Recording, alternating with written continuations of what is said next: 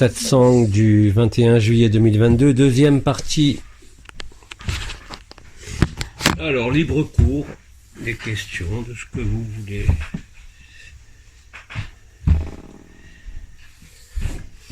De quoi voulez-vous parler ?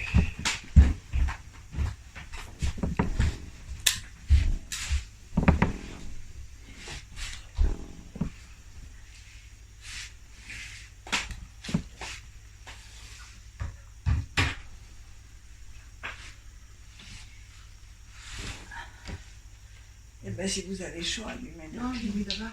Mais ça, il ne l'a pas sur lui non plus. Et là-bas, ça vient. On peut.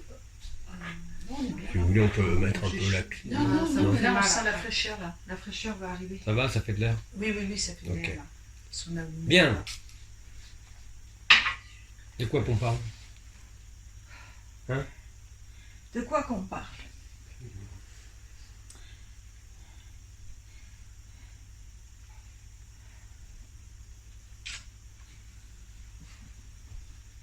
Je ne peux plus parler.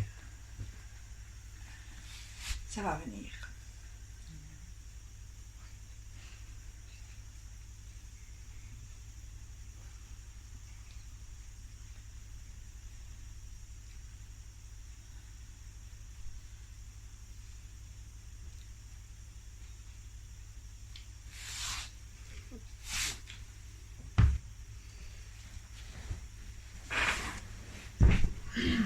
De vacances. Eh bien, c'est ça.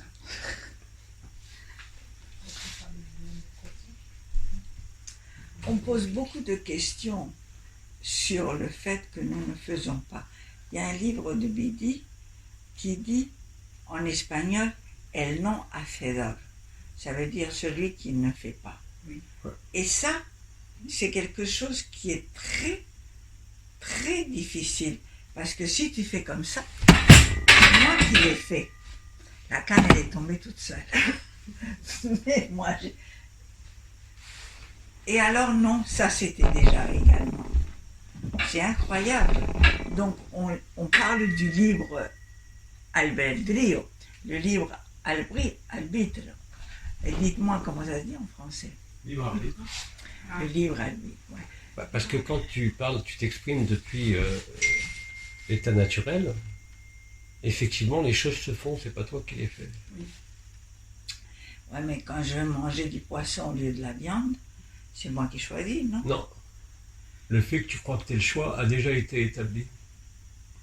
C'est dingue ça. Ah non, C'est- c'est impossible à comprendre. Impossible avec le Non, mental. c'est avec le mental ou l'intellect. Et c'est d'ailleurs, impossible. quand tu essayes de l'expliquer, eh ben, on te fout dehors, hein, on te fout. On ne va pas. C'est Quand on le dit qu'on- deuxième. Même à moi qui l'explique, j'ai du mal à qu'on me croie, mais j'ai du mal à le croire moi-même. C'est ce que le deuxième texte que je lisais hier de Nisargadatta était exactement axé sur ça. Le sage ne fait rien, les choses se font. C'est ce qu'on a appelé, nous, pendant des années, passer de sa vie à la vie. Ne plus être sa vie, mais la vie. Mm. Et quand tu es dans la vie, les choses se font. Oui, Tu es mais peut-être l'agent qui fait, mais c'est pas toi qui fais. Oui, Tu es l'agent par lequel cela se fait, mais ce n'est pas toi qui le fais. si on arrivait vraiment à l'intégrer, ça soulagerait beaucoup. Ça fait Ceux qui partie. se sentent responsables et responsables, et puis aussi ils ont ce poids de responsabilité Attends, de prendre des décisions. le sage ne décide jamais rien. Le libéré ne décide jamais rien. Mais son personnage décide quand même, non? Enfin, je veux dire, même si le personnage croit que c'est lui qui décide, Oui, bien sûr. le sage voit quand même son Mais personnage t'as prendre toujours- la décision et faire tout ça. Le recul, on va dire, parce que j'ai pas de meilleur mot, le recul suffisant pour voir que ce qui se fait à travers toi. Mhm. Oui, mais ce n'est pas toi qui fais. Donc cette histoire qu'on nous raconte, que quand tu viens, tu fais ton contrat d'âme et tu inscris tout ce que tu veux. Mais ça, c'est les conneries des archontes. Je signale que enfin, je te signale. En 2012, fin 2012, j'ai reçu un truc que j'ai jamais publié qui s'appelait l'Évangile de Satan, qui authentifier le contrat signé entre les forces de la Confédération intergalactique des mondes libres et les archontes, avec Aldébaoth. Il y a eu un contrat entre la lumière et l'ombre. Et qu'est-ce qu'ils ont écrit? Ah, ils ont écrit des conneries. Mais en tout cas, il y avait de chaque côté l'impossibilité de violer ce qu'on appelle le libre arbitre. En fait, toute l'escroquerie consiste à obtenir le consentement sans dire ce que c'est. C'est le cas pour la piqûre, c'est le cas pour beaucoup de choses. On vous amène à consentir en vous mentant. Oui. Sans donner les tenants et les aboutissants. Donc ceux qui se sont fait C'est vraiment ça. piquer, ils n'ont pas eu le choix. Ça fait partie de leur scénario. Ils devaient partir comme ça, ils devaient souffrir comme ça pour être libres. C'est-à-dire que d'un point de vue de l'absolu, il ne peut pas y avoir de bien et de mal. Bien sûr qu'on voit le bien et le mal. Si je me tape, ça fait mal. Mais en changeant de perspective, en étant vraiment dans l'état naturel, tout ce qui arrive est écrit. Et en plus, tout ce qui arrive ne fait que passer. Et tout ce qui passe n'est pas vrai. À partir de là, tu suis la vie, tu suis ce qu'on appelait la fluidité, le flow, comme on dit aujourd'hui en psychologie, c'est-à-dire les lignes de moindre résistance. Tu sais très bien que dans la vie, soit les choses sont faciles, à quelque niveau que ce soit elles te semblent faciles, soit elles te semblent compliquées. Et quand c'est trop compliqué, ça veut dire que c'est pas facile, donc c'est pas véritable, c'est pas vrai. Et le sage, entre guillemets, celui qui a dépassé le conditionnement de la personne, de l'âme, de l'esprit, est totalement libre de ça. Mais, quand on dit qu'il est libre, il est obligé de suivre ce qui est écrit. Donc il n'y a plus de conflit. C'est la grande différence. Il ne peut pas y avoir de conflit. Que tu sois d'accord ou pas d'accord ne change rien. De toute façon. Et encore une fois, je le répète, c'est une grande liberté. C'est-à-dire qu'il n'y a pas besoin de justification, il n'y a pas besoin de combat, il n'y a pas besoin de discrimination. Les choses se passent telles qu'elles sont, c'est telles qu'elles doivent se passer. Donc le libre arbitre est une escroquerie. C'est-à-dire que t'es sage quand tu laisses tomber ce que dit ton mental, ce que dit ton ego, ce que dit ton désir. C'est pour ça que le sage ne peut pas avoir de désir. Ça ne veut pas dire qu'il ne mange pas, ça ne veut pas dire qu'il ne fait pas l'amour, ça ne veut pas dire qu'il ne va pas au cinéma. Ça veut dire que ce qu'il fait se fait de lui-même. Et c'est vraiment une grande différence. Parce que dans un cas, celui de la personne, tu es toujours en lutte contre les événements, contre la société, contre toi-même, contre le mari, contre la femme, contre ceci, contre cela. Et dans l'autre cas, il ne peut pas y avoir de lutte. C'est impossible. Et même s'il devait arriver un conflit ou une lutte, cette lutte étant vue comme faisant partie du faux et faisant partie de ce qui est écrit, n'entraîne pas de conséquences. C'est une différence essentielle. Il ne peut plus exister de tension, on va dire, de conflit entre l'âme et la personnalité, entre la personnalité et l'esprit. Tout est parfait. Et quand on dit que tout est parfait, même l'imperfection est parfaite. Même la souffrance est parfaite. Encore une fois, c'est pas une vue de l'esprit, c'est pas un concept, c'est réellement comme ça que ça se passe. Mais encore une fois, tant que on se pose ce genre de questions, on n'arrive à rien. C'est pas en répondant à la question que ça va changer quoi que ce soit. C'est vraiment être libre. Pour moi, c'est un relâchement. C'est un relâchement bon, il n'y a plus de recherche, il n'y a plus de chercheurs, il n'y a plus d'ambivalence, il n'y a plus de conflit. Ça n'empêche pas, encore une fois, d'être en colère ou d'exprimer des sentiments à un moment donné ou à un autre. Mais tout ce qui est exprimé appartient à l'illusion. Dès que tu parles, c'est de l'illusion. Dès que tu interagis avec un autre, c'est une illusion. L'autre, il est toi. Donc s'il est toi et qu'en plus il n'y a personne, ça veut bien dire que tout ce qui est manifesté, projeté sur l'écran de la conscience, sur l'écran des sens, sur l'écran de l'âme, en définitive, n'existe pas. Donc, quelle importance ça peut avoir? Donc, tout est relativisé. Aussi bien la mort que la souffrance, quand tu souffres, tu le sens. Tu as des douleurs. Mais tu n'es pas affecté. C'est difficile à exprimer. Ce qui est affecté, c'est le corps. Tu peux avoir une affectation de l'humeur. Tu peux être agacé par ta toux, agacé par ta fièvre, agacé par ceci. Mais néanmoins, il y a un centre immuable qui est toujours là. C'est pas quelque chose que tu peux oublier, c'est pas quelque chose que tu peux mettre de côté. C'est quelque chose qui est sur le devant de la scène, quoi que tu fasses, quoi que tu dises, quoi que tu entreprennes. Ton mental te mènerait donc à ne rien faire. Nisargadatta, d'ailleurs, je l'ai dans le dos. Le mental crée l'abîme, le cœur le traverse. C'est tellement évident en le vivant que plus jamais tu peux être dupe de ton mental. Tu te sers de ton mental comme un outil, mais c'est pas le mental qui te dirige. Tu te sers de ta conscience, mais c'est pas la conscience qui te dirige. Parce que tu sais que tu n'es ni le mental, ni la forme, ni la conscience, ni l'âme, ni l'esprit. Tu n'es rien de tout ça. Et en l'exprimant, je le vis. C'est difficile. Je ne peux pas l'exprimer en mots, mais c'est un état de fait. C'est un état de fait. Et c'est quelque chose qui est tout le temps là. Quoi que tu dises, même si tu ne voulais plus le voir, il est toujours là. Donc nécessairement étant toujours là, quoi qu'il se produise d'agréable ou désagréable, ça ne va rien changer à cette présence. Mais c'est comme si tu te mettais en pilotage automatique, c'est ça? Oui, tu es là, tranquille. Tout se fait sans toi. Et tout le reste... Ou à travers toi, si tu veux. Mais à aucun moment, quelle que soit l'action qui est faite, tu ne te considères comme impliqué ou acteur. Tu es simplement l'outil, mais toi, il demeure un point d'observation, on va dire, un point focal, qui n'est lié ni au mental, ni à la conscience, ni au corps. C'est un état permanent. Une fois que l'état naturel a été vécu, il ne peut plus partir.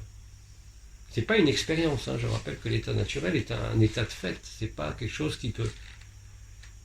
Le choix, oui, tu peux vivre une expérience du paradis blanc et après revenir, comme dans une NDE, tu vis le paradis blanc, tu vis l'extase, tu reviens, mais c'est pas pareil quand tu vis l'absolu. Donc tu te découvres en train de faire des choses. Hein? Tu te découvres en train de faire des choses. Oui. Ouais.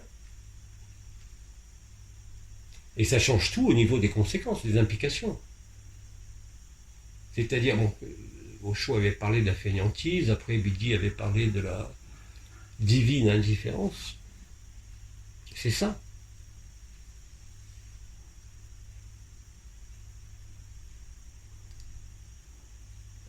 Pour celui qui est dans l'état naturel, rien de ce qui arrive sur la scène du monde ne peut être choquant. Même la question qu'on a eue hier par rapport à la souffrance du monde, Bidi d'ailleurs même dans ses différents ouvrages qui sont sortis, il expliquait très bien. Oui, on constate la souffrance. Oui, on peut voir la souffrance. Oui, on peut compatir à la souffrance. Mais on sait que c'est pas vrai. Mais tu peux te voir aussi dans une scène de colère. De colère, par exemple. Oui, mais si tu as une colère ou tu as un rejet, c'est que tu n'as pas traversé. Tant que la souffrance t'affecte du monde, tu ne peux pas être libre. Tu crois que c'est vrai. Si tu souffres, c'est parce que tu crois que c'est vrai. Or, ce n'est pas vrai. Et ton personnage, lui, il peut souffrir. Le personnage peut souffrir. Ça tu va. peux le voir souffrir, vivre tout le truc. Oui. C'est juste que ton regard à toi est placé de façon à accepter que c'est le personnage qui est en train de souffrir, c'est lui qui est en train d'être en colère, c'est lui qui est en train de... Ce qu'a appelé Bidi pendant des années le point de vue de l'observateur, du témoin, c'est exactement ça. Il y a, là par exemple, je parle, mais fondamentalement, il y a quelque chose qui est en silence. Alors, on peut dire, il est là au milieu de la poitrine si tu veux, mais il est partout en fait. Qui observe ce qui se passe, et c'est tout. C'est-à-dire qu'il n'y a plus d'implication. N'ayant plus d'implication, il ne peut pas y avoir de souffrance. C'est pour ça qu'on l'appelle la divine indifférence. Alors bien sûr, du point de vue de celui qui est dans la personne, c'est une aberration totale. Donc c'est incommunicable. Mais tu ne peux pas y échapper. dans l'état réel ou l'état naturel par Abraham, enfin bon, tu vas connaître de multiples façons, c'est quelque chose qui est là, que tu ne peux pas nier, mais bien sûr pour celui qui est à fond dans son personnage ou à fond dans un développement personnel ou spirituel, on est des fous furieux. De leur point de vue, ils ont raison. Ils ont totalement raison. Mais rien, absolument rien, ne peut te faire dévier ou changer quand tu vis l'état naturel. Quand il est vécu, c'est un phénomène permanent qui ne peut en aucun cas disparaître, quoi que tu dises, quoi que tu fasses. Ça rejoint ce qu'on disait sur le grand silence. Hein. La résonance agapée, les agapées résonances, comment on appelait ça d'ailleurs, je ne sais même plus, sont des phénomènes qui apparaissent, mais même dans ces moments-là, le grand silence est là. Bien sûr que quand tu vois certaines souffrances, on parlait des tunnels, des enfants et tout, tu peux ressentir une émotion, tu n'es pas privé d'émotion pour autant. Simplement, les émotions sont immédiatement transmutées par l'état naturel, par l'observateur, par le témoin, par l'absolu. Et bien évidemment, ça change toute la vie. Puisque tu n'offres plus de résistance à la vie, tu n'offres plus de résistance à ce qui est, parce que tu sais fondamentalement que ce qui est ne peut pas être autrement. Et que tout se passe ici et maintenant. Il n'y a plus aucun désir de fuir dans des visions, dans des projections, dans des dimensions. Il y a le courant de la vie. Le temps, tu y es soumis, bien sûr, en tant que personnage, mais tu sais que tu le sais parce que tu le vis, que c'est une illusion totale. Qu'il n'y a pas plus d'espace que de temps, que de dimension. Et ce discours est unanime, que ce soit encore une fois Jean Klein, que ce soit Bidi, que ce soit des tas d'autres auteurs qui se sont exprimés et qui s'expriment aujourd'hui. C'est d'ailleurs toute la différence entre les falsificateurs, dont j'évoquais ce matin, ceux qui pompent le travail des uns, qui essayent de le revendre à leur façon, mais qui n'ont rien compris et rien vécu. Ça transparaît dès la première phrase. On parlait d'un personnage, tout à l'heure, qu'est-ce qu'il me parlait au Québec, mais c'est tellement évident. Alors bien sûr, les mots sont très jolis. Les mots sont faits pour captiver, pour attirer. Moi, je ne cherche pas ni à attirer, ni à séduire. Je cherche à être en conformité avec ce que je suis. Les gens ne sont pas d'accord, ils ne m'écoutent pas, c'est tout. Mais il n'y a aucun désir de séduction de quoi que ce soit. Justement, dans ce cas-là, qu'est-ce qui fait que le personnage n'essaie pas de s'approprier ça? La personnalité, par exemple. La personnalité de quelqu'un qui vit le réel. Oui. Qu'est-ce qui fait que cette personnalité ne s'approprie pas ça pour justement le vendre, se placer, enfin, toutes ces choses en fait qui arrivent finalement. Parce que tout simplement, tu ne peux pas tricher avec le réel. Non. Tu peux faire un mensonge à quelqu'un pour quelque chose, mais tu ne peux pas tricher. Ça veut dire que la personnalité, finalement, elle est, entre guillemets, soumise au réel, quoi. 90% de l'humanité est encore aujourd'hui persuadée d'être cette personnalité.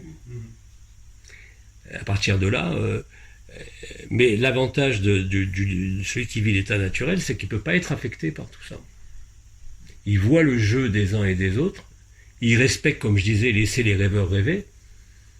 Maintenant, ceux qui sont trompés par ces discours ou par n'importe quoi, c'est qu'ils doivent aussi passer par là. Tu vois, il n'y a aucune erreur. Il n'est pas question de s'opposer, il est question de clarté, de précision et de lucidité.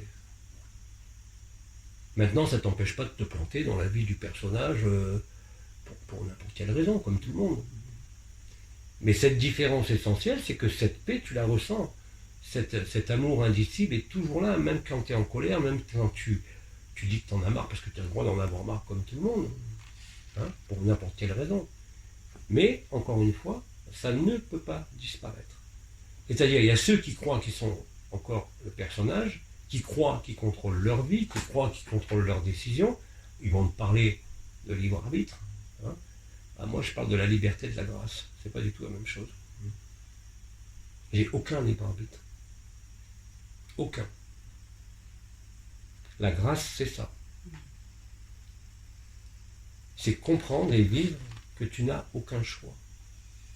Et paradoxalement, le fait de n'avoir aucun choix te rend encore plus libre. Parce que tu sais que rien ne dépend de toi. Donc ça ne sert à rien de s'opposer à quoi que ce soit.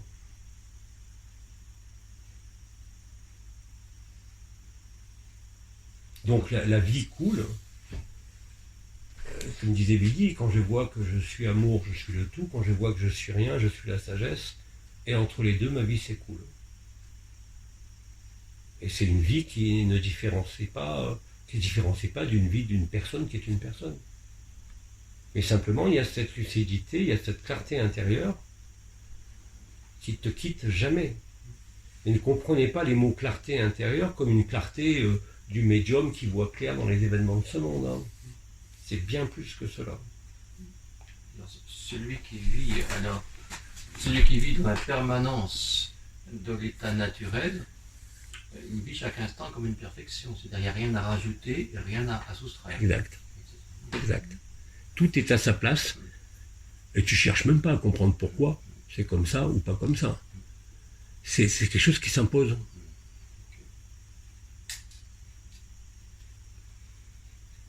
C'est un peu ce que vivent les enfants, non? C'est un peu ce que vivent les enfants quand on est enfant. Quelque part, oui, la voix de l'enfance, il y a quelques similitudes. On ne se pose pas de questions, quoi. Exact. La vie, on la vit, et puis... Exact. Et le grand avantage, c'est que tu n'as plus à te poser de questions. C'est un soulagement, quand je dis que c'est un relâchement total, c'est effectivement ça. Encore une fois, ça ne t'empêche pas d'être malade, d'avoir des souffrances, d'avoir des problèmes à résoudre comme tout être humain. Mais la façon de voir les choses est profondément différente. Et tu ne peux pas y échapper. C'est-à-dire que c'est pas un choix. C'est pas, tu te dis, bon là maintenant c'est le personnage qui commande, ça suffit. Non, tu ne peux pas. Tu ne peux pas. Et tous les gens qui le vivent disent la même chose. C'est pas quelque chose d'extraordinaire. C'est carrément l'ordinaire. La vie est ainsi. Le rêve est ainsi. Le temps qui passe est ainsi. Puis a posteriori, donc tu t'aperçois une fois que tu es dans l'état naturel, que même les choix que tu as portés dans le passé, de décider de te marier, de faire telles études, de vivre telle chose, de vivre dans tel pays, dans telle région, étaient déjà écrits. À partir de là, tu ne peux plus avoir de tension. Et surtout, tu ne cherches pas à connaître l'instant suivant. Ça, c'est très important. C'est qu'il n'y a plus de besoin de se prémunir ou de connaître ce qui va se passer. Parce que tu es tellement, que tu le veuilles ou non, immergé dans l'instant présent, que tu ne peux pas être autrement. Alors bien sûr, ça énerve ceux qui ne sont pas dans cet état-là, parce que c'est totalement illogique par rapport au fonctionnement de la personne, au fonctionnement de la société, aux règles et aux conventions sociales et morales. Mais tu ne peux pas passer outre. C'est-à-dire que tu ne peux pas changer pour faire plaisir à l'autre. Tu ne peux pas t'adapter pour te conformer à. Alors au début, bien sûr, il y a des périodes d'ajustement, de conflit, parce que bien évidemment les autres te voient comme un extraterrestre un peu fou, quoi. Et pourtant, tu ne parles plus de spiritualité, tu ne parles plus de quoi que ce soit. Tu es simplement là. Et c'est effectivement, je répète, un grand soulagement. Un très grand soulagement. Tu n'as plus besoin de comprendre l'instant, tu n'as plus besoin de te prémunir de l'instant suivant ou de quoi que ce soit. Donc oui, c'est ça, tu es entièrement présent. Tu n'es pas ailleurs qu'ici et maintenant. Pendant des années, l'archange Anaël a répété, même la première fois où il est venu me voir en 2008, avant de commencer les noces célestes, toutes les nuits, il me répétait hic et nunc, en latin, hein, hic et nunc, hic et nunc. À l'époque, je ne comprenais pas. Il me disait ici et maintenant. Et je lui disais, oui, ça va, j'ai entendu. Mais je vois que ma réponse de l'époque correspond à quelqu'un qui n'avait rien compris à ce qu'il disait. Mais quand tu le réalises, c'est pas grave. Mais tu comprends ce que ça veut dire. C'est comme Bidi, disait Elisa, il y a des gens qui vont lire Bidi, qui vont te reproduire Bidi, mais dans les mots qu'ils emploient, ça se voit qu'ils n'ont rien vécu. Ils ont adopté des concepts, mais encore une fois, c'est pas grave. Parce que ayant lu, ayant entendu, au moment de leur transition, de ce qu'on appelle la mort, qui n'existe pas, ils se réveilleront. Sans même parler du paradis blanc, du flash galactique et de tout ce qui est prévu. Donc si tu veux, il y a une liberté, cette liberté elle est totale parce que tu n'es plus soumis à ce qui se produit. Cela se produit, c'est comme ça. Soit la maladie, la souffrance, la mort, les problèmes, mais que de toute façon tu n'y peux rien changer. Et que plus tu lâches toute prétention à vouloir diriger, contrôler, maîtriser quelque part la situation, plus tu t'aperçois que les choses se passent bien. Parce que l'intelligence de la lumière, l'intelligence du réel, comme disait Bernard de Montréal, va être totalement efficace. Et c'est un soulagement, parce qu'à ce moment-là, tu n'as plus effectivement d'efforts à fournir. Tu n'as plus de justification à fournir, tu n'as plus d'explication à trouver. C'est revenir à une extrême simplicité. Ouais. Tout se résout dans le silence. Ce fameux silence dont je parlais, qui est aussi la présence silencieuse à l'intérieur, à la fois présence et absence d'ailleurs, mais qui est toujours là, en toile de fond. Tu ne peux pas l'oublier, tu ne peux pas dire que c'est pas vrai quand tu le vis. C'est encore une fois, quand vous découvrez l'état naturel, vous savez que c'est ça. À tout le monde, ça fait la même chose. Vous savez que ça, c'est vrai. Que ça ne peut pas être sujet à interprétation, ça ne peut pas être sujet à projection, à discrimination. C'est ça. Et ce phénomène-là est constant. J'ai des frères et sœurs qui le vivent quand ils sont dans l'état réel, on dit tous la même chose. Alors après, chacun a sa terminologie, sa phraséologie, bien sûr, mais c'est la même chose, fondamentalement, c'est la même chose. Et effectivement, dans ces moments-là, vous voyez le temps qui s'écoule, bien évidemment, mais comme vous êtes installé dans le non-temps, il y a cette paix et ce silence qui sont là en permanence. Même si le personnage d'un coup décide d'être en colère pour une raison ou pour une autre, cette espèce de paix, de silence, de présence, d'absence est toujours là. Donc bien évidemment, il y a certains reliefs du caractère, du comportement, du tempérament qui vont se modifier. Mais tu resteras toujours à la fois cette personne, à la fois ce corps qui est là. Bidi, toute la stratégie de Bidi de son vivant, comme quand il est venu en 2012 dans les premières canalisations, c'était de dire que vous n'êtes pas ce corps. Le problème, c'est que l'esprit occidental tordu, il y a plein de gens qui ont fait de syndrome psychiatrique dans les années 80, à la suite de ça, qui sont rentrés dans ce qu'on appelle une déréalisation, une dépersonnalisation, où ils arrivaient à dire « ce corps va aller prendre un café ». Et c'était des syndromes psychiatriques, de déréalisation et de dépersonnalisation. Parce qu'il y avait une incompréhension. Et que les gens ont cherché à s'emparer du concept et de conceptualiser la chose. Ils l'ont pas vécu. Et quand tu vis, il ne me viendrait jamais à l'esprit de dire ce corps va aller prendre un café. Non, je vais prendre un café et ce corps me sert à aller prendre le café. Moi, je sais pas, ça me paraît... C'est toute la différence entre un syndrome psychiatrique et le réel. Ah, ça, c'était dans les années 80, du temps de Jean Klein, du temps des premiers ouvrages de Nisargadatta. Depuis, ça a bien changé. Ça fait quand même 40 ans maintenant. Et il y a des gens, des frères, des sœurs qui sont dans l'état naturel, sans même savoir qu'ils sont dans l'état naturel. Mais tu le vois tout de suite. Ils n'ont pas besoin d'alibi, de spiritualité, d'ange, d'archange, ou de parler d'énergie ou d'autres. Ça transparaît dans les mots qui sont écrits ou prononcés. Ça transparaît aussi dans la vie de la personne. Tu vois tout de suite dans les yeux, de cœur à cœur, tu vois si une personne est en train de jouer un personnage, quel qu'il soit, ou s'il est dans son état naturel, dans la spontanéité, si tu préfères. Je connais des gens qui ne se doutent absolument pas de la fin des temps, ni d'une quelconque spiritualité, mais ils sont dans cet état d'alignement. Parce qu'ils ne trichent pas, ils sont incapables de tricher. Ils sont eux-mêmes. Ils sont réellement eux-mêmes. Et ils sont au plus proche de l'état naturel.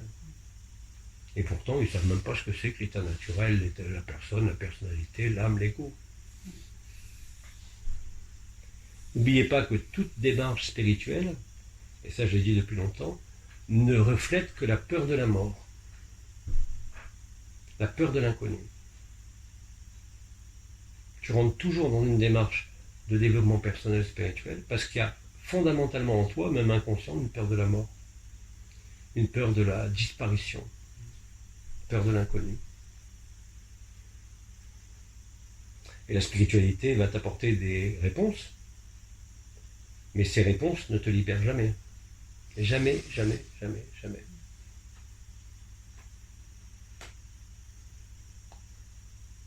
La spiritualité peut même te faire vivre des phénomènes mystiques tout à fait authentiques. Même parmi les siddhis ce qu'on appelle les siddhis, les pouvoirs de l'âme les plus élevés, la bilocation, entre autres, la lévitation, tout ça c'est du cinéma. C'est encore luciférien.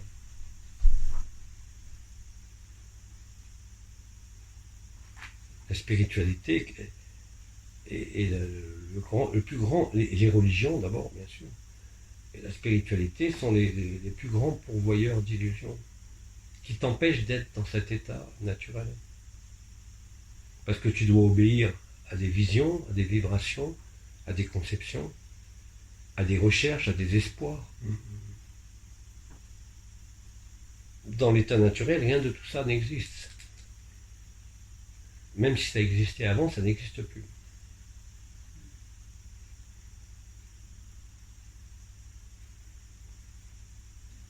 Et encore une fois, comme disait Pépère hier, il le redit d'ailleurs depuis plusieurs mois, plus on va avancer dans le temps, plus on va avancer vers l'événement dont personne ne connaît la date, plus ça va devenir simple, parce qu'il n'y aura rien d'autre.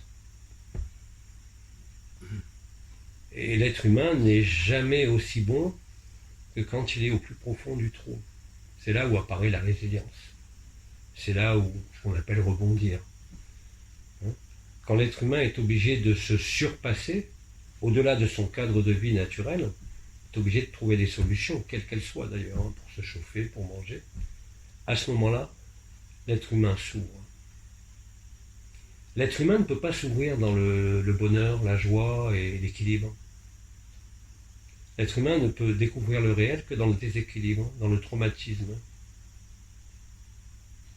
Parce que c'est une fragmentation, c'est une explosion, une fragmentation totale de tous les acquis. Tout ce qu'on croyait acquis, en fait, n'est rien.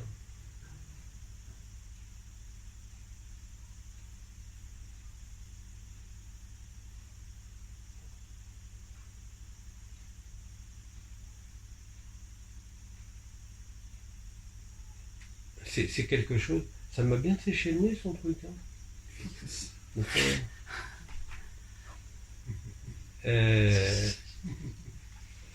je dors pas, j'écoute. Hein?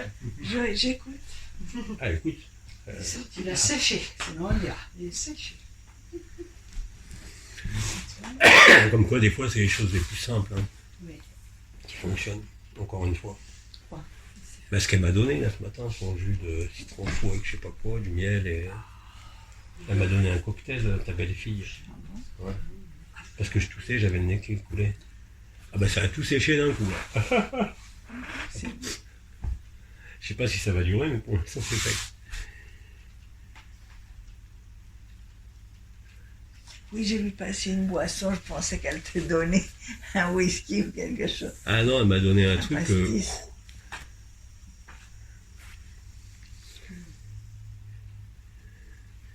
En fait, quand vous êtes dans l'état naturel, vous prenez les choses comme elles sont parce qu'elles ne peuvent pas être autrement. Et c'est pour ça que je l'appelle aussi une résignation. À l'époque, on parlait de sacrifice, d'abandon à la lumière. de fluidité de l'unité, d'intelligence de la lumière, d'intelligence du réel. Encore une fois, parce qu'on essaye de mettre des mots qui essayent d'approcher de ce qui est vécu. Mais aucun mot ne peut véritablement rendre compte de ça, puisque la seule chose qui rend véritablement compte de ça, c'est le silence. C'est même plus l'exubérance d'Agapé. Agapé est toujours là, mais il est silencieux.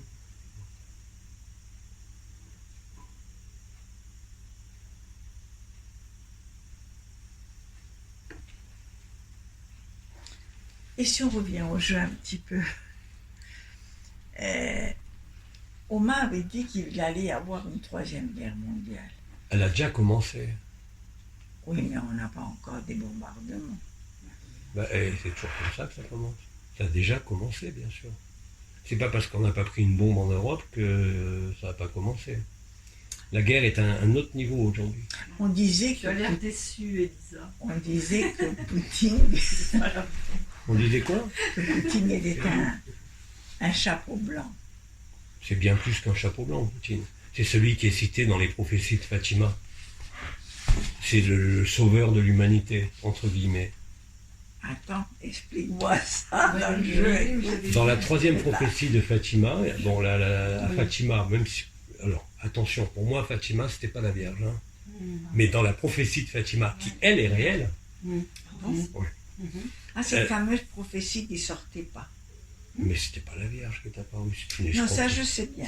Oui. Mais je veux dire... Mais la prophétie de Fatima annonçait la Troisième Guerre mondiale. Ah bon? Oui. Et qu'on serait sauvé du satanisme, du pédosatanisme, par la Russie. Oui. Ah bon? Ouais. Ça, je suis pas au courant. Ah bah si. Et j'ai cité Marie-Julie Jahenny, cité hier, la prophétie de l'Aphrodée, comme les prophéties de Thierry Zinen, d'ailleurs, en Bretagne. J'ai eu la chance dans mon jeune temps d'avoir étudié toutes les prophéties. Et c'est maintenant que je m'aperçois qu'effectivement, parce qu'à l'époque, quand on disait, quand tu regardes les cartes d'invasion de la France, une invasion russe et chinoise et arabe, je disais, il y a encore du temps, mais comment ça peut exister? Maintenant, on comprend mieux. Il y a deux forces, Gog et Magog. Les forces du mal, c'est nous. C'est l'Occident. Ouais, ça je sais. En totalité. Les forces du bien, sur la scène de théâtre, c'est la Russie. Ça, j'ai aussi senti. Voilà. Donc c'est la Russie, et c'est décrit dans la prophétie de Fatima, et à l'Aphrodée aussi, c'est les Russes porteurs des valeurs chrétiennes, orthodoxes, authentiques, qui mettent fin à l'élite pédosataniste occidentale. Mais est-ce que ça va se voir comme ça dans le jeu? Ah, ça va plus que se voir. Quand tu vas recevoir un Satan 2 sur la tête, tu vas comprendre ce qui va se passer. Il va avoir un quoi? Satan 2, le missile qui détruit tout un pays. 80 survivants dans tout Paris. C'est pas une blague, c'est la réalité. C'est ça qui va... Avant la fin de l'année. Va lancer sur l'Europe. Ah oui. Mais nous, on est Européens. Oui. Et on va avoir ça sur la tête. Oui, toi, t'es loin de Paris, toi. Tranquille, là. Paris sera tu détruit. Tu es loin de Paris, toi.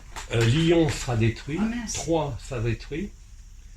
Par la Méditerranée, il y aura un tsunami et l'envahissement par les Chinois et les Arabes. C'est fini, l'Europe est terminée. On est allé en Europe le plus loin possible dans le travestissement, dans le satanisme. Poutine l'a dit, hein, la première cible c'est Londres, la City. Deuxième cible, Paris. Et pas les États-Unis. Hein? Ils ne parlent pas des États-Unis, parce que les États-Unis, c'est quand même le... Alors les États-Unis, ils ont New Madrid, hein, qui est en train de péter. Oui, ça, c'est réel. Et alors, ce tram, là, qu'est-ce qu'il vient faire, là? Qui? Tram. Trump. Je sais pas le Trump. Trump. Oui. Il fait partie de la scène de théâtre. Ouais. Ouais, mais je veux dire, il est comment? Il appuie Poutine ou pas? Alors, Trump, Poutine, Xi Jinping font partie de ce que tu appelles les chapeaux blancs. Oui. Mais, maintenant, si tu pousses la logique cartésienne jusqu'au bout, pourquoi est-ce que ces salopards de chapeaux blancs ont laissé quand même laisser mettre en œuvre le génocide? Oui, ils n'auraient pas pu faire avant leur truc, hein? Mais ça, je l'ai aussi voilà. pensé. Donc, chapeau blanc, chapeau noir, bonnet blanc, bonnet noir, c'est la même chose. Oui, mais peut-être ils n'ont pas pu. Ça met du temps. Et les autres se sont bien accrochés quand même à la partie du jeu. Écoute, avec les armes qu'il y a actuellement, même de l'autre côté, ça aurait été très facile de mettre fin à tout ça. Une impulsion électromagnétique, il n'y a plus d'internet, c'est fini. Mais il y a les gens qui sont contre Poutine, tout à fait. Et personne ne comprend ce qu'il fait. C'est le Satan sur la terre. Hein. Même quand on prononce un Mais peu... ça prouve simplement que ce qui a été écrit se réalisera comme ça a été écrit. Je dis, pour avoir étudié que ce soit les prophéties de Mélanie à la Salette, que ce soit même les prophéties musulmanes, hein, que tu as dans le Coran, c'est évident que c'est ce qu'on est en train de vivre. D'ailleurs, tous les musulmans sont au courant que c'est la fin des temps, ils le savent. Ils le savent tous. Alors que les occidentaux chrétiens, enfin le peuple occidental a été tellement lobotomisé qu'il continue sa vie comme si de rien n'était. On a laissé, ça a été le cas, j'en avais parlé en 2017, avant l'élection de Macron. J'avais dit que les Français allaient voter pour l'Antéchrist. Ils l'ont fait, ils l'ont même réélu. À partir de là, qu'est-ce que tu veux qu'un peuple qui, même s'il a été trompé, vote pour son propre tyran, soit épargné? Mais c'est des élections qui ont été faussées. Les élections, elles ont été faussées de Oui, nouveau. mais peu importe, personne ne s'est élevé contre ça. Aucun homme politique ne s'est élevé contre ça. Donc on est tous coupables. Absolument tous. Parce que personne n'a été capable de s'opposer à ça. Alors peu importe qu'on ait été hypnotisé par la télé, qu'ils aient trafiqué les élections et autres, le résultat est là. Et maintenant, quand tu regardes les cartes des prophéties de Marie-Julie Jahenny, de ce qui allait se passer, c'est exactement ce qui est en train de se passer. Quand tu regardes la couverture des centuries de Nostradamus qui montrait le Parlement qui a été construit que 200 ans plus tard, complètement détruit avec le pont là qui est en face, avec 81 survivants dans tout Paris, c'est la stricte réalité. Et c'est maintenant. Et là, ça ne dépend pas d'une horloge céleste avec Nibiru ou le flash galactique quand on sera aligné avec Sagittaire A, c'est-à-dire à partir du 19 novembre, je crois. Tous les ans, on est aligné avec ça, mais c'est aux alentours du 19 novembre. Oui, enfin, dans cette zone-là. Mais là, maintenant, les événements terrestres, humains, sociétaux sont là. Si tu veux survivre à ce qui va se passer en Europe, il ne faut pas rester en Europe, partir en Amérique latine. Et l'Espagne? Moi, je m'en fous de survivre ou pas survivre. Ça n'a aucun sens, parce que je ne suis jamais né. Moi aussi. Mais l'Espagne aussi va être... Et comment? Avec son chef. Et comment? Elles sont où les bases de l'OTAN? Il y en a beaucoup quand même ici en Espagne. Dans les Bardenas, c'est une des plus grandes bases aériennes de l'OTAN. Pendant la Première Guerre mondiale, quel est le pays qui a accueilli les contingents américains? L'Espagne. Je sais pas. C'est pas grave. Le plus gros karma, c'est la France. Juste après, il y a l'Espagne. En Europe, hein, je parle. Juste après, il y a l'Espagne. Et en Amérique latine, eux, ils n'ont pas de... Qui? En Amérique latine, ils n'ont pas de... Ça dépend des pays. Mais effectivement, quand tu vois que tous les filous là, ont acheté les terres en Amérique latine, parce qu'ils savent qu'il y a des pays qui seront préservés. Mais préservés de quoi? À partir du moment... Des bombes, oui. Mais même dans les bases souterraines, quand il y a un flash galactique, ils ont créé des Deep Underground Military Bases partout sur la planète, les tunnels. Mais qu'est-ce que tu veux que ça résiste à un rayonnement gamma? Ils sont fous. Le rayonnement gamma, il traverse de part en part la matière. Donc ils mourront sous terre au lieu de mourir à l'air libre, c'est tout. Qu'est-ce qui va créer le tsunami de la Méditerranée? Qu'est-ce qui va déclencher le tsunami? C'est la déchirure. Tu sais qu'il y a une faille au fond de la Méditerranée. D'abord, il suffit de regarder ce que disent les États sur la suite des événements, c'est exactement ça. La faille de New Madrid est en phase finale d'ajustement. Oui, ça c'est clair, ça peut être d'un instant à l'autre, mais vraiment d'un instant à l'autre. Là, c'est pas dans des années, c'est en ce moment. Hein. Ça peut être là. Ils sont en surveillance de toute la ligne à péter. La Nouvelle-Orléans a pété, le long du Mississippi, ça s'est propagé. Quand ça va remonter, quand la ligne de faille va remonter pour toucher Québec, c'est fini. Les États-Unis se séparent en deux, tsunami atlantique, et après, tsunami méditerranéen, parce qu'il y a une faille au milieu de la Méditerranée.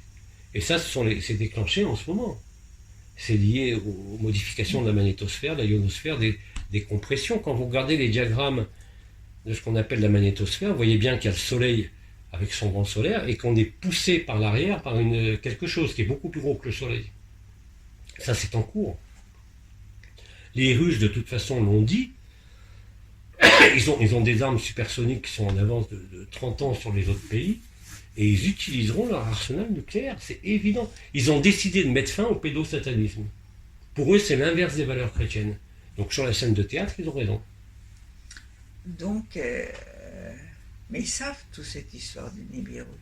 Par exemple, Poutine sait qu'il existe. Mais bien sûr, Poutine, il sait qu'il est investi de cette mission. C'est évident. Ah bon? Et il sait qu'il y a Nibiru. Il sait aussi qu'il y a Nibiru. La grande différence par rapport à l'Occident, c'est que lui, il a construit des bases souterraines pour protéger de l'impact. Mais bon, ça servira à rien quand il y aura le flash galactique, mais au moins, ils avaient agi pour le peuple.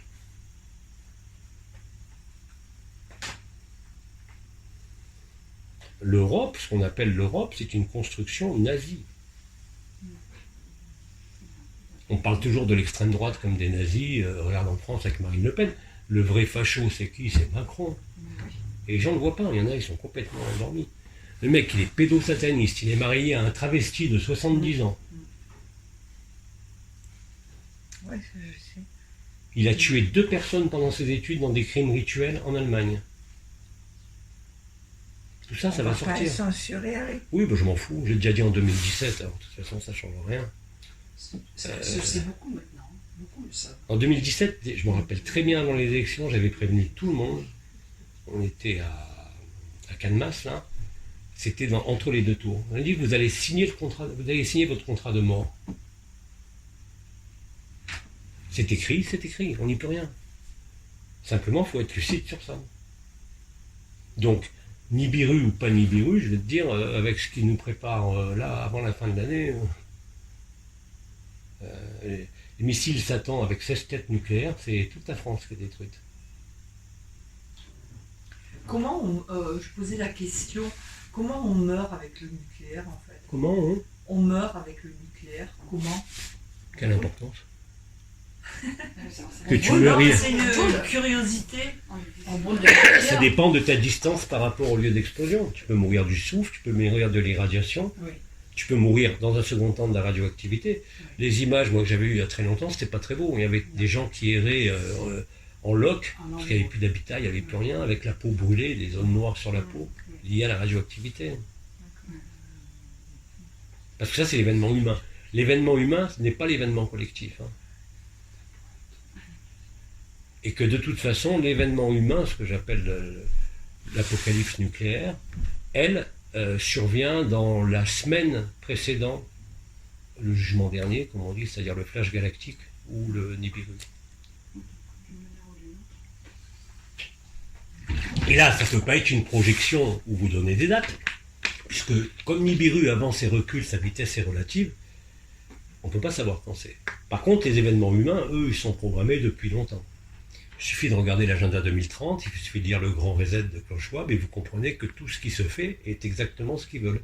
Pénurie alimentaire, vous allez voir que dans quelques mois vous aurez des passes pour le Cap de Rouen, vous aurez un certain nombre de litres selon votre travail, et si vous ne travaillez pas, vous n'aurez plus d'essence, ou il faudra le payer à 4 fois le prix. Les alimentations, la crise, la pénurie alimentaire est annoncée dans toutes les prophéties, que ce soit Alois Sirmayer, le prophète russe, que ce soit Baba Vanga, la mystique aveugle bulgare, tout ça, ils décrivent tous la même chose. Alors, les gens sont ignorants de ça. Elle dit, moi j'ai eu la chance d'étudier toutes les prophéties quand j'étais jeune, et je suis obligé, à l'époque je ne comprenais pas pourquoi il y avait... Mais aujourd'hui, ça fait sens, quoi. C'est exactement ce qui se passe. Et c'est pas l'année prochaine, c'est pas dans 2 ans, c'est maintenant. J'ai chaud. Ça va être très chaud.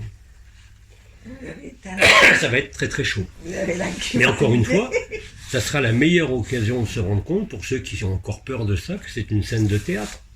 C'est tellement gros, tellement énorme. Moi, j'ai pas envie de bouger d'ici, hein, même si... J'ai pas envie de bouger d'ici. Mais non, sur la Hawaïa, c'est ça pareil. De toute façon, ça Si elle monte jusque-là, je peux. En tout cas, tu es aux premières loges pour le tsunami méditerranéen. Ouais. Moi, je m'en fous parce que je déménage, je vais aller vivre en bord de mer. Pour être plus proche de la mer. Moi, j'ai avoir ici, alors tout près. C'est bien. J'ai plus besoin de descendre. Nous, pas loin de Dieu, on va cramer là. J'ai dit, on ne saura plus où se tourner, on ne saura plus quoi penser. On sera complètement perdu. Mais c'est justement le fait d'être perdu qui va te libérer. En tout cas, je ne peux pas courir. Hein. Mais tu peux pas mourir parce que tu n'es jamais né. J'ai dit, je ne peux pas courir. Ah. Non, mais tu peux ni courir, ni mourir. C'est ça la grande force. C'est qu'à l'occasion de cet événement collectif ou humain, même si ce n'est pas les mêmes, même s'ils sont à peu près conjoints, les gens vont se rendre compte qu'ils ne sont jamais nés. Tout le monde va courir de tous les côtés, moi je ne peux pas courir. On va tous mourir, mais comme on n'est jamais né, on ne peut pas mourir. C'est un grand paradoxe. Mais c'est exactement ce qui est en train de se passer. Hein. Donc, Poutine, c'est intéressant ce que tu dis. Parce que moi, je savais, j'avais pas de raison concrète, mais ce gars, il m'a toujours surpris. Je savais pas, je pouvais pas le... Alors que Macron, par contre, on voit très clairement son énergie, quoi. Et même Sanchez. Mais il n'y avait pas de raison spéciale pour que je dise qu'un Russe pouvait me laisser un petit peu, pas indifférente, mais je me disais, il y a des choses là. C'est la guerre de tous contre tous, c'est le combat eschatologique de la fin des temps, le bien contre le mal. Et le bien n'est pas les pays qu'on croit, le bien c'est vraiment la Russie. C'est le seul pays qui a gardé l'orthodoxie. Mais pourtant, le maître du monde, c'est l'Amérique. Quel maître du monde? Ils sont plus maîtres de rien du tout. Ouais, mais ils étaient. Attends, sur le plan géopolitique, aujourd'hui, tu as les BRICS qui s'opposent au G7 et ils sont tous en train de rejoindre le BRICS. C'est fini. L'Occident est mort au niveau économique, au niveau financier, il n'existe plus. Ça fait partie de la Troisième Guerre mondiale. L'Occident a déjà perdu. C'est-à-dire qu'on a tellement été privilégiés, quelque part, depuis le début du XXe siècle, avec nos techniques, avec notre argent, qu'on a oublié l'essentiel. Collectivement, je parle, aussi bien moi que tout le monde. Puis on a appelé les peuples de l'Amérique le tiers-monde, quoi. Ouais. Faut pas oublier que les Américains, quand même, c'est des Européens au départ, qui ont tué et massacré les autochtones. Ça aussi, c'est... Au niveau karmique, c'est pas très bon.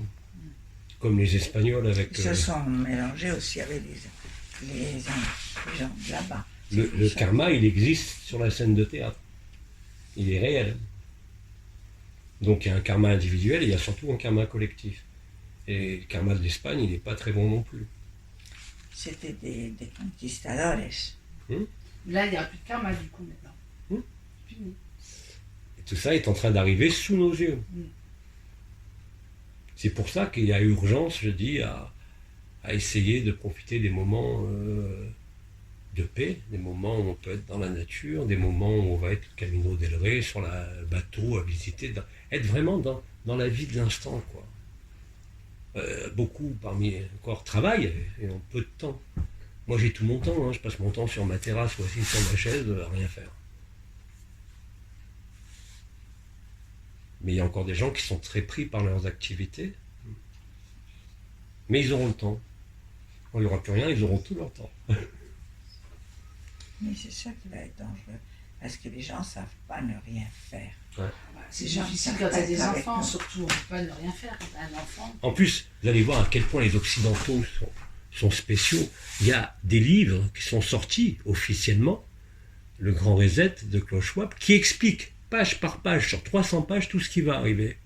C'est le plan qu'ils suivent. Et bien, plein de gens ne veulent pas le lire. Je l'ai offert à des gens même en forme. Ils ne veulent pas le lire. Alors que c'est exactement le plan. Le Covid a été créé en labo, il devait émerger à telle date, etc. etc. Tout ça, ils l'ont programmé. Et ça fait tellement peur aux gens qu'ils ne veulent même pas le lire. Pourtant, c'est accessible à tout le monde. C'est pas un ouvrage secret, ésotérique. C'est un... Oui, mais après tout, à quoi bon? Puisque de toute façon, on n'y peut rien. Donc à quoi bon de le savoir ou de le lire? Non, mais je parle pour ceux qui sont incrédules, je parle pas pour nous. Oui. Mais il y a encore plein de gens, moi je vois même dans ma famille, qui pourtant vivent des choses, sentent des choses et sont persuadés que... Ah bah c'est évident, nous dans notre famille, à part Isabelle, mes frères et sœurs, ma mère et tout. C'est effarant. À tel point que ça ne sert à rien de communiquer ou d'échanger. Ah non, c'est plus la peine. Les gens ont tellement peur qu'ils refusent de voir le réel. Il y a eu des explosions autour du Vatican. Oui, les tunnels souterrains du Vatican ont explosé. Ah, ça y est, enfin. Tous les... Mais t'es déjà allé au Vatican? Non. Oh putain, moi j'y suis allé. Moi, j'ai jamais. À un moment donné, j'ai pénétré dans la crypte en dessous. Oh là là. C'est tous les égrégores. Oh mais c'est monstrueux. Monstrueux. J'ai vécu la même chose dans les chambres funéraires, une chambre funéraire en Égypte, dans la vallée des rois, là. Je rentre dans une tombe tout tranquillement. Putain, les entités qui t'assaillent de tous les côtés. Je suis sorti en courant, j'étais malade pendant 3 jours. Et t'as la même chose sous le Vatican. Voilà la religion catholique, voilà ce qu'est l'Occident. Le pédosatanisme, à outrance, la disparition du sexe, le travestissement. D'ailleurs, vous aussi, vous avez Begona. La femme de Pedro Sanchez. Ouais, qu'est-ce qu'il C'est pas une femme. Bah ça, c'est incroyable. Ah, tu trouves que t'as une tête de femme, toi, Begona? Non. Bégono, on l'appelle. C'est qui? C'est la grande mode. C'est la grande Ça a mode. commencé avec Barack Obama, avec Michelle Obama, qui est un mec. Ah, Michel Mais c'est Obama, c'est marrant, un mec. quand même, Ça, que je tous sais les pas. chefs d'État et des... Mais tous les chefs, tu n'arrives en tant que chef d'État ou à quelconque poste de pouvoir que si tu n'es pédosataniste. Sans ça, tu ne seras jamais connu, ni à la télé, ni ailleurs. Aujourd'hui, c'est la règle. Tant que tu n'as pas sacrifié un enfant, tant que tu ne l'as pas sodomisé, que tu as bu son sang, tu ne fais pas partie de l'élite. C'est contre ça que se bat Poutine. Et alors, vous avez dans toutes les mairies, en Espagne comme en France, sur l'autoroute, bienvenue aux Ukrainiens. Alors nous, en Catalogne du Nord, on a deux villes, Llança et Emporia Brava, où il y a des Ukrainiens qui sont arrivés. Mais eux, ils ne sont pas arrivés, sont arrivés dans des voitures à 200 000 euros. Ah oui, oui, on le voit, on AMG. le voit. Et sur les plages, les femmes ont toute la croix nazie tatouée sur la fesse. Oui. Voilà ce qu'on a que dit. Et les gens croient œuvrer pour ces pauvres gens qui sont... Exactement, ça on le voit. Hein. Il y a un transvestissement, mais c'est inimaginable. Inimaginable. Le mensonge est permanent.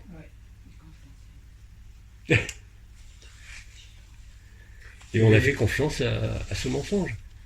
Et quand je vois encore aujourd'hui que les gens ne voient pas, quand ils voient Brigitte Macron, que c'est un trave, Ça, ça, c'est j'hallucine, quoi. C'est fou.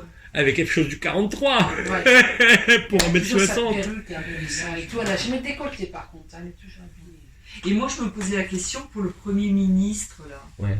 Comment elle s'appelle Ah, même Borne. Borne. Qui? Borne. Borne. Elisabeth. Moi, je me demandais si c'était pas un gars, quoi.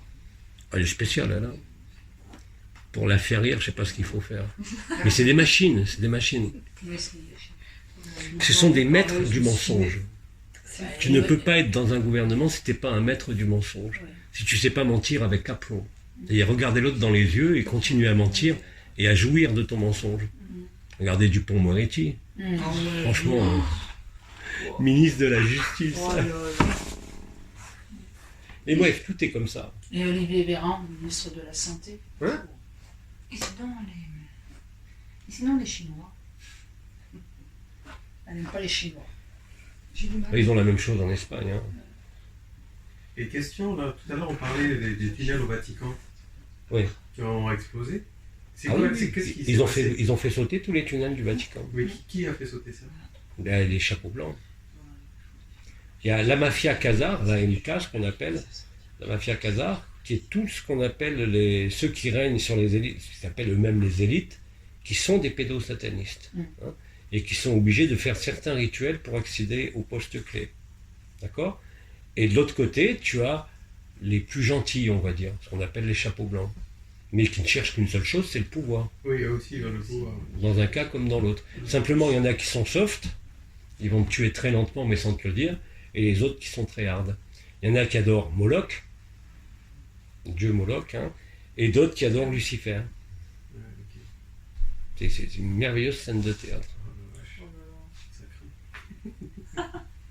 Et tout ça pour montrer à l'être humain simplement une chose, que tant qu'il remet son pouvoir à une autorité extérieure, quelle qu'elle soit, religieuse, politique, familiale, professionnelle, il ne peut pas être libre. Ah oui. Là, on l'a senti avec tout ce qui s'est passé avec le Covid, là, tous les choix qui ont été faits, tous les verrous qui étaient censés exister pour limiter les choses, aucun verrou n'a fonctionné, Oui, tout à fait. à tous les niveaux, quoi. Ouais. Mais bon, ça fait partie du jeu, on va dire. C'est un jeu morbide, mais c'est un jeu. On peut pas faire un toujours. Et toutes les prophéties s'éclairent ainsi, que ce soit les prophéties antiques ou modernes.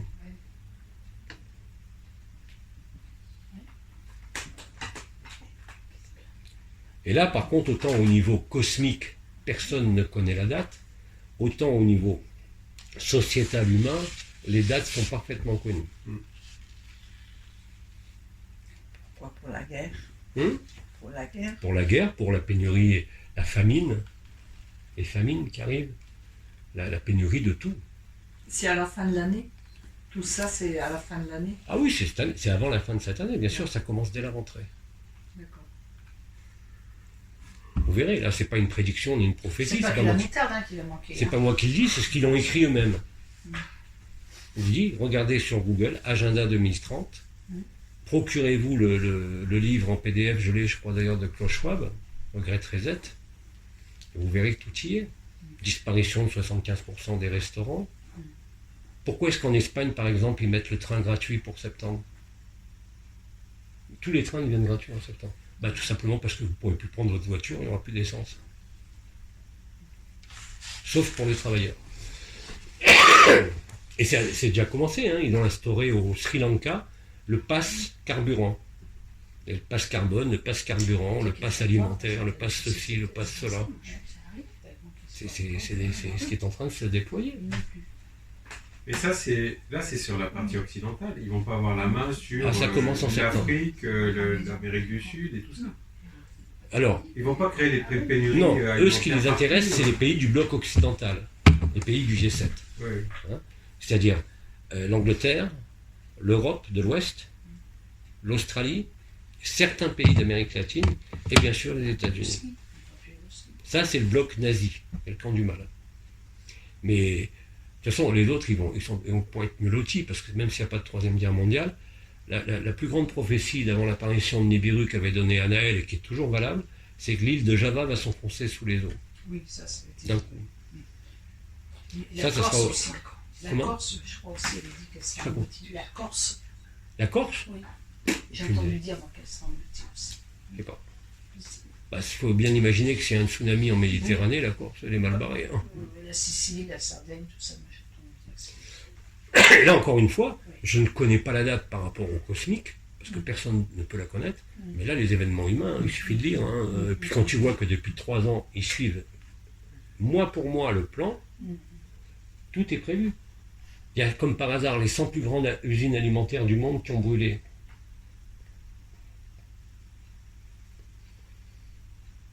Maintenant, bon, le fait de jeûner, c'est très bon pour trouver la vérité. C'est ce que j'allais dire. Oui, On a c'est moins vrai. faim.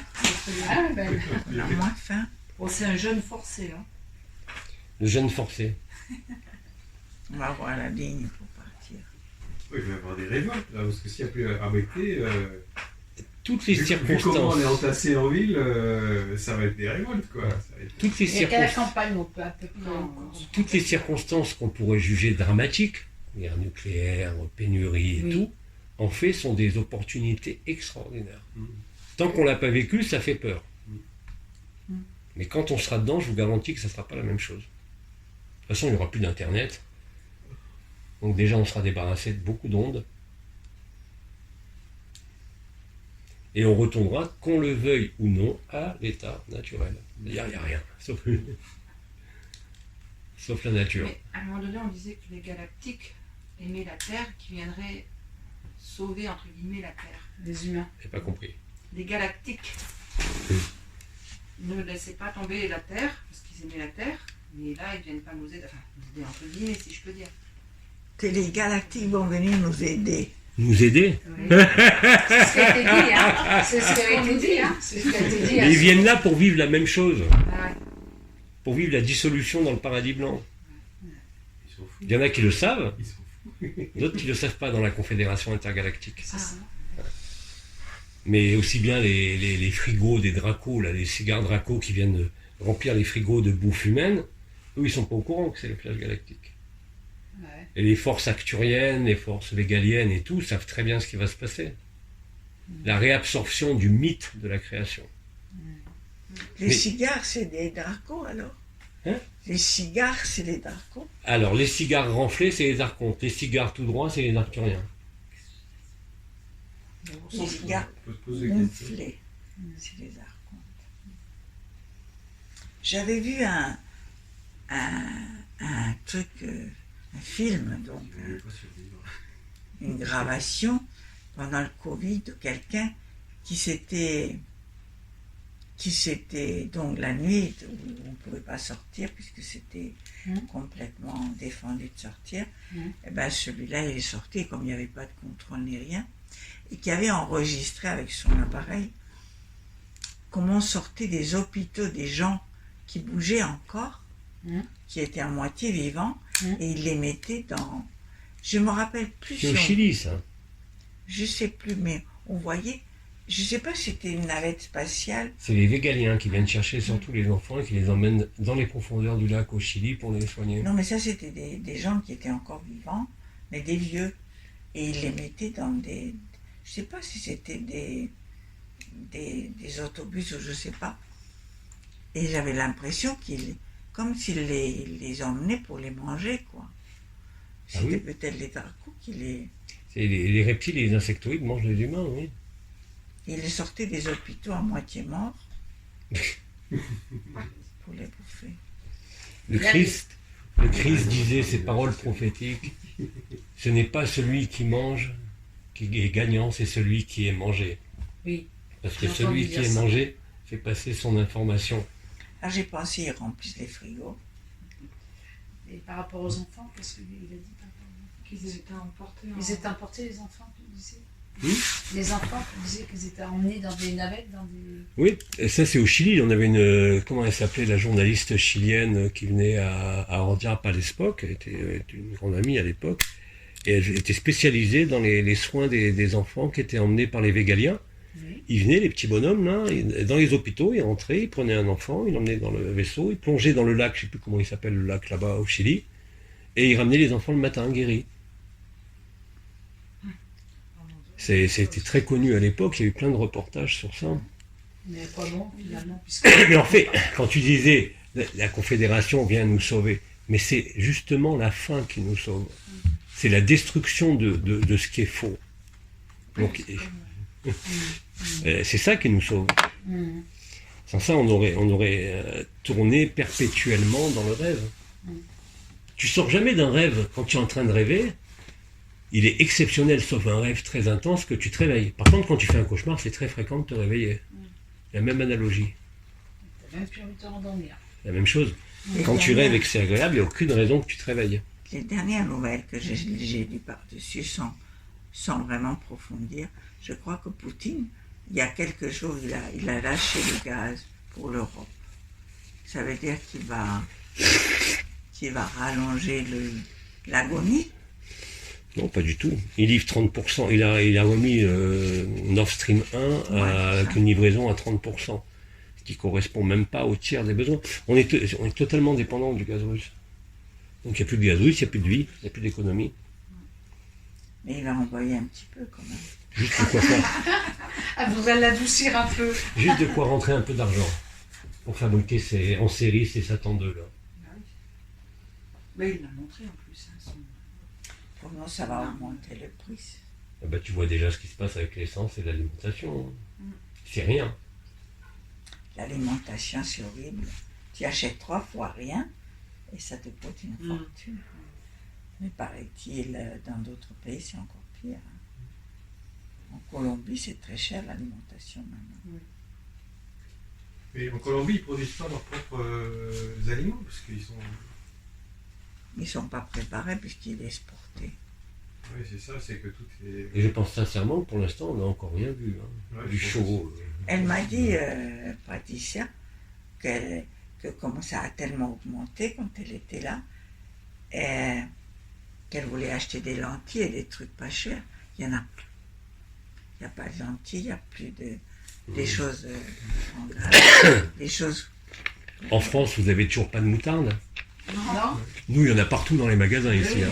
Oui, là aussi, l'autre fois, c'est... Et tu vas sur Internet, bon, à part les rigolos qui te mettent 70 € le pot de moutarde, tu peux acheter de la moutarde maille au prix habituel. Oui, Il n'y en a plus dans les magasins, mais il y en a sur Internet. oui, bien sûr. Mais les rayons se vident hein, quand même, vous avez vu en France. Je pense Parce que que les gens font beaucoup de réserves.